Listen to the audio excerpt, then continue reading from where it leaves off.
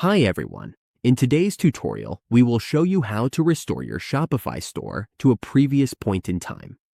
Whether changes were made by mistake or you need to recover lost data, we will walk you through the available options to get your store back on track.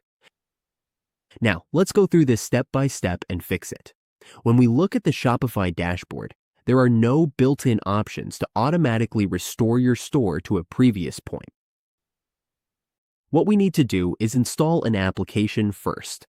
Simply click on Apps on the left side of your dashboard.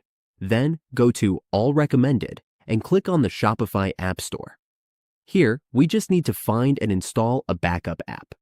Once we have found one, install it so we can create a backup. This app will allow us to set a restore point for our store. Please note, we cannot show the full process here because this app does not offer a free trial, and we are using it for tutorial purposes only. All we need to do is install the app, set a restore point, and the backup will be saved within our store applications. Make sure to verify and confirm that the data has been restored to our applications. We can also restore our theme by accessing it again.